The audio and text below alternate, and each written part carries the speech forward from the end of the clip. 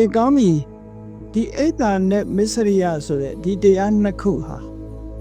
လောကကြီးတစ်ခုလုံးကိုချုပ်ကင်လွှမ်းမိုးထားသည့်အတွက်ကြောင့်လောကသားတွေဟာဘေးကင်းရန်กว่าအနေရကင်းကင်းနဲ့စိတ်ချမ်းသာကိုယ်ချမ်းသာမနေနိုင်ကြခြင်းဖြစ်တယ်လို့မြတ်စွာဘုရားကဒီလိုဖြေလိုက်တာဖြေတော့တရားမင်းကြီးကထပ်မေးတယ်ရှင်ဘုရားတဲ့အဲ့ဒီအိတ်တာမစ္စရိယကဘာကြောင့်ဖြစ်နေရတာတုံးလို့ခုနတော့ကဗတ္တထံဆိုတဲ့အဲမှာဖြေထားတာပေးထားတာတစ်မျိုးနော်အခုတက်ကပညာတော့မှာပြီးတော့အကြောင်းဝေသောအကြောင်းဆိုတာရှိတယ်တရားမင်းကြီးကိုမြတ်စွာဘုရားအရှင်ဘုရားအိတ်တာမစ္စရိယဘာကြောင့်ဖြစ်တာတုံးအဲ့လိုမေးတဲ့အခါမြတ်စွာဘုရားကပိယနိဒာနံအိတ်တာမစ္စရိယအိတ်တာမစ္စရိယဟာချစ်ချင်းမုန်းခြင်းဆိုတာအပေါ်မှာအခြေခံပြီးတော့ဖြစ်တာချစ်ချင်းမုန်းခြင်းမရှိဘူးဆိုလို့ရှိရင်အိတ်တာမစ္စရိယဖြစ်ဖို့ရမရှိဘူးတဲ့အဲ့တော့ချစ်ချင်းမုန်းခြင်းဆိုတဲ့နေရာမှာအရှိတတ္တဝါကိုချစ်တာတတ်မဲ့ပစ္စည်းဥစ္စာကိုချစ်တာအရှိတတ္တဝါကိုမုန်းတာတတ်မဲ့ကိုမုန်းတာတရှိကိုတတ္တလို့သုံးပြီးတော့တတ်မဲ့ကြတော့သင်္ခါရလို့သုံးတယ်ဟောတရှိတတ်မဲ့တတ္တသင်္ခါရတတ္တသင်္ခါရတွေပေါ်မှာရေပုံရအဖြစ်ပြောမယ်ဆိုလို့ရှိရင်တတ္တဝါနဲ့သင်္ခါရတွေပေါ်မှာချစ်ခင်မှုအကြောင်းခံတဲ့အခါမှာမစ္စရိယဖြစ်တယ်ဒါကိုပစ္စည်းကိုကိုနှမျောတယ်ကိုနဲ့ပတ်သက်တဲ့ပုဂ္ဂိုလ်ကိုကဟုတ်လားချစ်ခင်တယ်အဲ့ဒါလို့ဆိုပါတော့ကိုနဲ့ပတ်သက်တဲ့ကိုချစ်ခင်တဲ့ပုဂ္ဂိုလ်တရားကိုသူများခေါ်ပြီးတော့ဟိုကခိုင်းတာခိုင်းမယ်ဆိုမကြိုက်တာပေါ့ဒါမျိုးပေါ့ကိုကားလေးကိုခဏပေးစမ်းမှလို့စီးတောင်းစီးသွားလို့ရှိရင်လည်းမပေးနိုင်တာတို့အကြောင်းမျိုးမျိုးတော့ရှိတာပေါ့နော်တို့တော့ဆိုးလို့တော့ပြောမလို့တော့မရဘူးပေါ့ကိုကားကိုကိုပေးချင်မှပေးပေါ့မပေးချင်တော့နေပေါ့တို့တော့ဒါသဘောကိုပြောတာနော်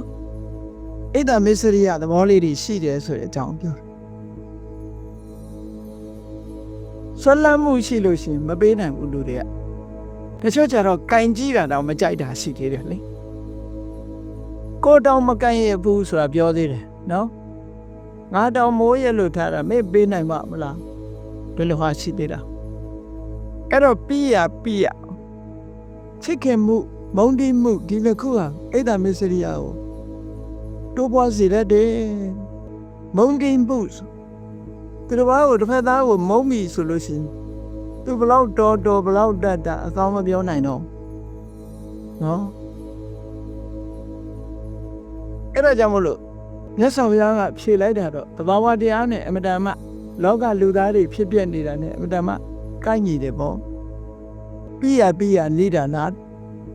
ပထကရာဆရာကတော့ခွဲပြတယ်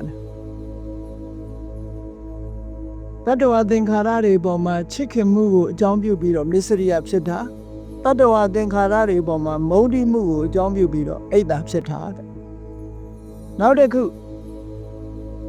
ချစ်ခင်မှုမုန်းတိမှုနှမျိုးစလုံးကအိတ်တာမစ္စရိယနှမျိုးလုံးကိုဖြစ်စေတယ်ဟုတ်တာဘူးအာယုံပြောမယ်ဆိုလို့ရှိရင်မုန်းတာကတစ်ဖက်ချစ်တာကတစ်ဖက်လေဒီတယောက်ကိုချစ်ရင်ဟိုတယောက်မုန်းတာပဲလေရှင်ပြိုင်းလာတယ်ဆိုဒီပစ္စည်းချစ်ရင်ဟိုပစ္စည်းမုန်းမှာပဲအဲ့တော့ချစ်ခင်မှုမုန်းတိမှုဆိုတဲ့သဘာဝတရားရှင်တွဲပြီးတော့လာရတာဖြစ်တော့ကြောင့်နှမျိုးစလုံးကပဲဖြစ်တယ်လို့ပဲဒီလိုပြောရမှာပဲအဲ့ဒါကြောင့်မလို့မြတ်စွာဘုရားဖြေတာအိတ်တာမစ္စရိယဟာတဲ့ပိယနိဒာနချစ်ချင်းမုန်းခြင်းပေါ်မှာအကြောင်းခံပြီးတော့ဖြစ်တာတဲ့ဘာဖြစ်လို့လဲဆိုရင်ချစ်ချင်းမုန်းခြင်းစိတ်ထဲမှာချစ်ချင်းမုန်းခြင်းဆိုတာနှမျိုးရှိနေအိတ်တာမစ္စရိယရှိနေမှာပဲဒီလိုဆိုလိုတာနော်အဲ့တော့အိတ်တာမစ္စရိယဆိုတာဒေါသနဲ့ရှင်တွဲလာပေမဲ့လို့သူကရှေ့ပိုင်းအခြေခံတာကြတော့လောဘပါသေးတယ်လေသူဖြစ်တဲ့အခိုက်လေးမှာသာသူကဒေါသနဲ့ရှင်တာကိုရှေ့ပိုင်းမှာတခြားစိတ်တွေနဲ့ဆိုရင်တော့သူတို့မဖြစ်ခင်ရှေ့ပိုင်းမှာဖြစ်နေတာကြတော့လောဘကိုအကြောင်းပြုတာလည်းဖြစ်နိုင်တယ်ဒေါသလောဘကိုအကြောင်းပြုတာလည်းဖြစ်နိုင်ပေါ့